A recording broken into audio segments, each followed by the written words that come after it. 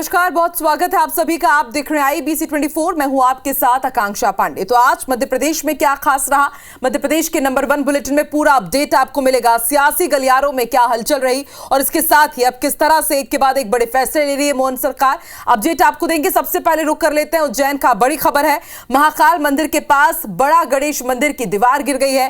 तेज बारिश के बाद यह हादसा हुआ और मलबे में 6 लोग नीचे दबे हुए हैं। एम्बुलेंस के साथ ही पुलिस की टीम मौके पर मौजूद है। आपको बता दें, उज्जैन में बीते 1 घंटे से लगातार तेज बारिश हो रही है और आप देखिए किस तरह से महाकाल मंदिर के पास जो गणेश मंदिर है उस मंदिर की दीवार का एक हिस्सा गिर गया है। मलबे में 6 लोग दबे हुए। इंद्रेश हमारे साथ जुड़ चुके हैं, संवाददाता इंद्रेश। अभी कैसी स्थिति है? जो लोग मलबे के नीचे दबे हुए थे, क्या उन्हें बचा लिया गया है? देखिए, अभी जो घटना के बाद से जो रेस्क्यू का काम जारी है, 4 से 5 लोगों को जो है मलबे में से निकाल लिया गया और उनको इलाज के लिए जिला अस्पताल भेजा है। इसमें से एक की हालत काफी नाजुक है, तो वो अभी उपचार के दौरान ही सारी चीजें क्लियर हो पाएगी। अभी देखा जाए तो यहाँ पे पुलिस का दल, नगर निगम और रेस्क्यू के लिए NDRF की टीम भी यहाँ मौके पर पहुंच रही है और जो दीवार ढही है उसको हटाकर जो मलबे के नीचे जो लोग दबे उनको निकालने का काम निरंतर जारी है। क्या अभी भी कुछ लोग मलबे के नीचे दबे हुए हैं इंद्रेश? जी बिल्कुल, जिस तरीके की संभावना बताई जा रही है प्रत्येकदर्शियों का कहना है, तो ऐसा 8 से 10 जो लोग हैं वो मलबे के नीचे दबे होना बताया जा रहा है। तो अभी रेस्क्यू का काम चल रहा है। जैसे जैसे मलबा हटते जाएगा वैसे स्थिति क्लियर हो जाएगी कि कितने लोग जो है अभी वर्तमान में भी मतलब मलबे के नीचे दबे हुए। ठीक है, आप नजर बना के रखिएगा इंद्रेश। शुक्रिया पूरी जानकारी के लिए।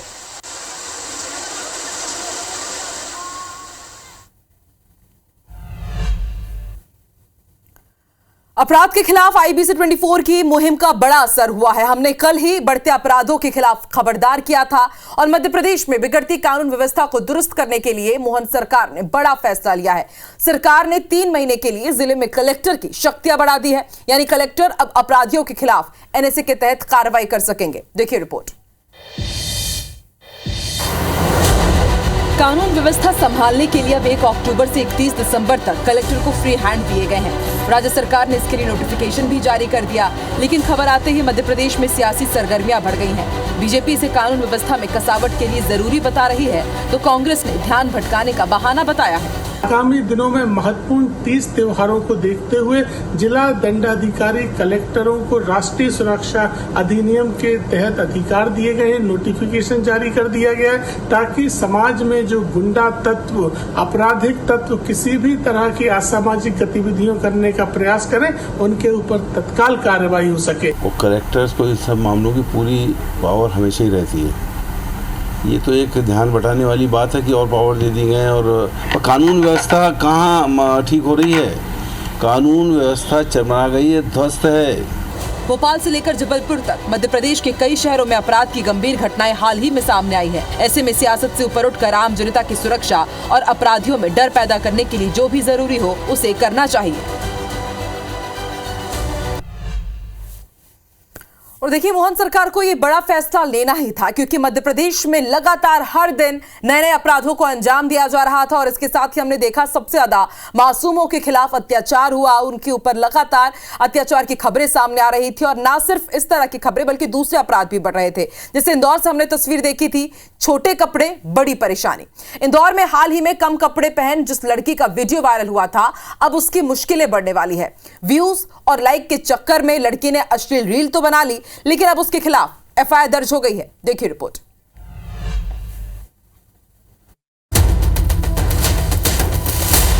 इंदौर में 56 दुकान और मेघदूत चौपाटी पर रील बनाकर वायरल करने वाली युवती के खिलाफ पुलिस ने बजरंग दल की शिकायत पर केस दर्ज कर लिया है। युवती ने सार्वजनिक स्थानों पर कम कपड़े पहनकर रील बनाई थी। वायरल होने के बाद इंदौर के कई महिला संगठनों ने आपत्ति जताई थी और युवती पर अश्लीलता फैलाने का आरोप लगाया था। अब बजरंग दल की शिकायत पर FIR के बाद युवती की मुश्किलें बढ़ गई हैं। शहर की महिला संगठनों ने, विभिन्न महिलाओं ने और अन्य ग्रुपों ने हमारे पास ये रिपोर्ट दर्ज कराई है कि उसके द्वारा सार्वजनिक स्थान पर अश्लीलता फैलाई गई है। उनकी इस रिपोर्ट पे हमने उस महिला के विरुद्ध जिसने कम कपड़े पहन के अश्लीलता फैलाई थी, उसके विरुद्ध एक प्रकरण दर्ज कर लिया है और ये 296 BNSS के अंतर्गत प्रकरण दर्ज किया है। हालांकि विवाद बढ़ने पर युवती ने माफी मांग ली थी, लेकिन पुलिस ने सार्वजनिक स्थान पर अश्लीलता फैलाने का मामला अब युवती के खिलाफ दर्ज कर लिया है।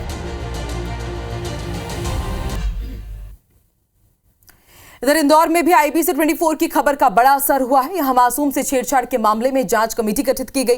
निजी स्कूल में मासूम के साथ छेड़छाड़ हुई थी। बस कर्मचारी पर छेड़छाड़ के आरोप लगे थे, जिसके बाद जिला पंचायत CEO ने जांच कमेटी गठित की, जिसमें 3 लोगों को शामिल किया गया है और अब ये मामले की जांच करेंगे और माना जा रहा है कि आज ही जांच रिपोर्ट सामने आ सकती है। वहीं पुलिस ने बस कर्मचारी को हिरासत में लिया था।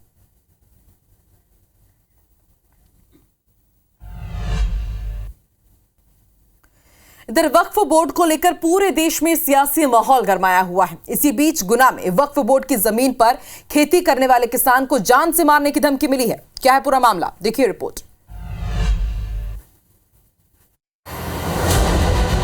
गुना के लहरकोता गांव के ये बुजुर्ग किसान वक्फ बोर्ड के अध्यक्ष से परेशान हैं और अब पुलिस से सुरक्षा और न्याय की गुहार लगा रहे हैं। वृद्ध किसान का कहना है कि वक्फ बोर्ड के जिला अध्यक्ष जाकिर खान उन्हें और उनके परिवार को जान से मार देने की लगातार धमकी देकर 65,000 रुपए की मांग कर रहा है और नहीं देने पर जमीन पर जबरन कब्जा कर निर्जान से मारने की धमकी दी है। अगले फूस में मतलब जाकर बावड़ी वाले मेरे खेत से पहुंचे साहब, मतलब वक्फ बोर्ड चंदा मांग रहा है कि हाँ जोगे तो कोई करो नहीं करोगे। साबर भाई पटेल है कोई करके तो ये कोई मतलब उसका नाम नहीं आ रहा, उनको बांटना पड़ रही है, कोई अकेले नहीं खा रहा है। इधर इस मामले में SDOP का कहना है कि मामले को संज्ञान में लिया गया है। तो वक्फ बोर्ड के कर्नलगंज के एक जाकिर पुत्र सलीम खां बने हुए हैं, वक्फ बोर्ड के कुछ पदाधिकारी बने हुए हैं, उनके द्वारा इनसे पैसों की मांग की जा रही है। इस संबंध में जांच कर जो भी वैधानिक कार्रवाई होगी वो की जाएगी। आवेदन देने के बाद भी अभी मामले में पुलिस ने FIR दर्ज नहीं की है। पुलिस ने जांच के बाद कार्रवाई करने का आश्वासन दिया है। अब ड्रोन पकड़ेगा रेपिस्ट। जी हां, हरदा में रेप के आरोपी को पकड़ने के लिए पुलिस ने ड्रोन से सर्चिंग की है। मध्य प्रदेश में आरोपी की तलाश ड्रोन से करने का यह पहला मामला बताया जा रहा है। देखिए रिपोर्ट।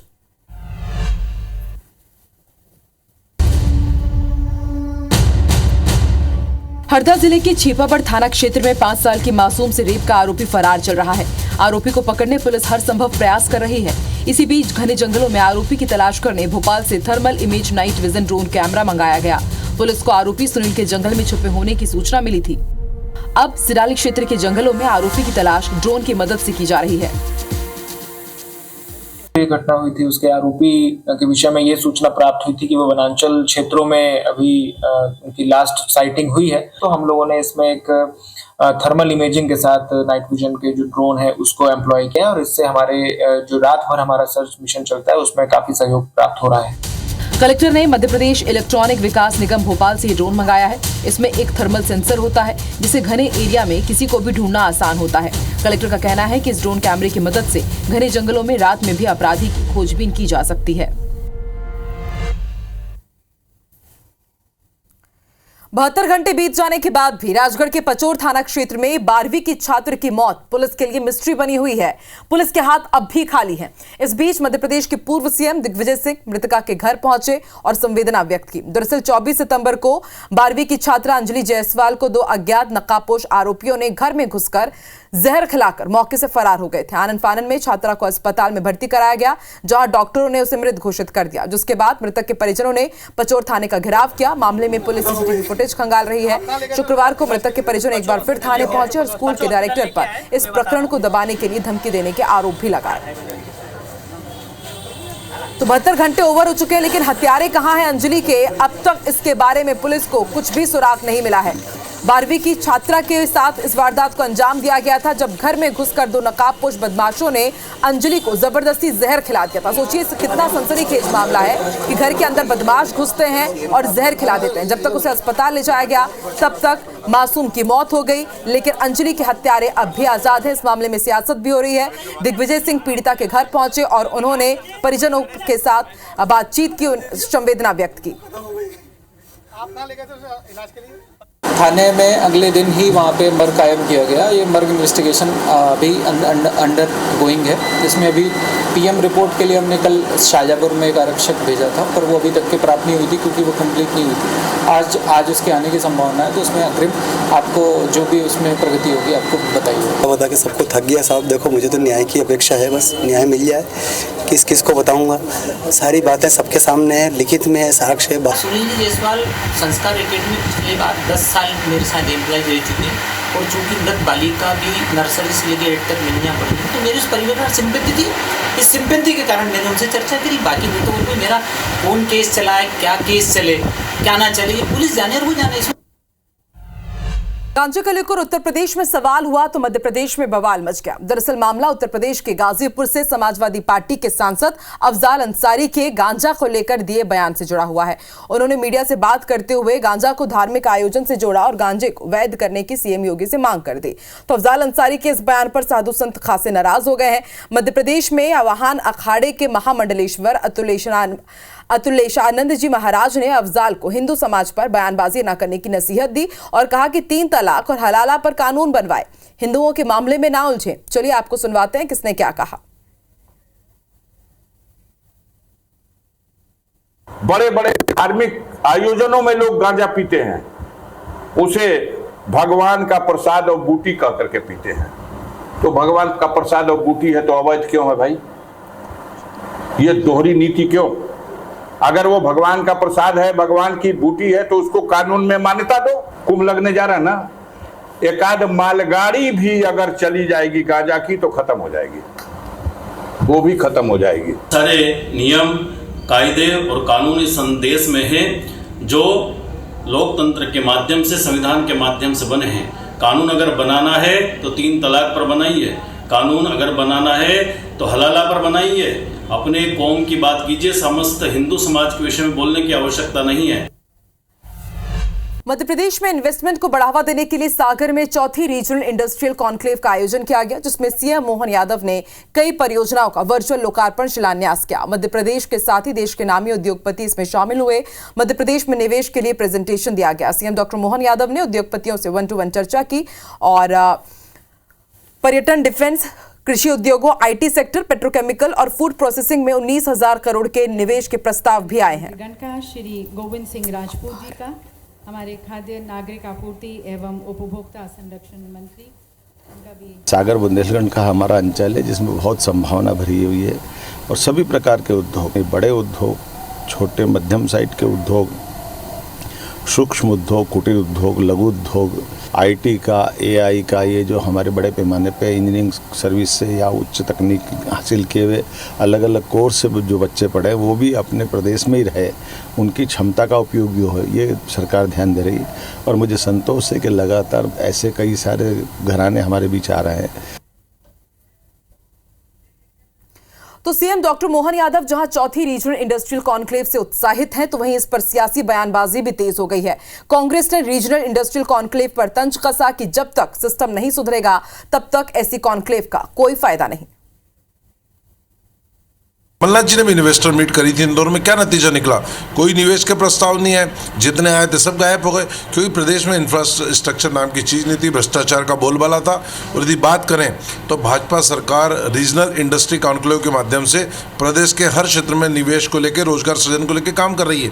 निवेशकर्ताओं को अगर प्रॉपर फैसिलिटी मिलेंगी तो कितने एनक्लेव कर लीजिए, देश में कर लीजिए, विदेश में कर लीजिए, प्रदेश में कर लीजिए, कोई फर्क पड़ने वाला नहीं है। और ये अगर इतने निवेश आ गए तो निश्चित तौर पर मध्य प्रदेश के युवाओं को रोजगार मिलेगा। लेकिन ये ज़मीन पे 1 साल लगभग होने जा रहा है, ज़मीन पे कोई चीज़ अभी तक नहीं कर पाई। और अब आपको ऐसी खबर दिखाते हैं जिसने आज भोपाल को फिर शर्मसार किया। आपको वो वीडियो याद ही होगा कि भोपाल में बड़ा तालाब के किनारे वीआईपी रोड पर राजा भोज की प्रतिमा के सामने एक युवक ने पेशाब किया था। आईपीसी 24 ने ये खबर दिखाई और नगर निगम ने अब इस युवक पर 5,000 रुपए का स्पॉट फाइन किया है। नगर निगम अध्यक्ष किशन सूर्यवंशी ने बताया कि नगर निगम ने कोईफिजा थाने में युवक की शिकायत भी की है। मामले में सांसद आलोक शर्मा ने भी नाराजगी जताई और पुलिस कमिश्नर से चर्चा कर कठोर कार्रवाई की मांग की है।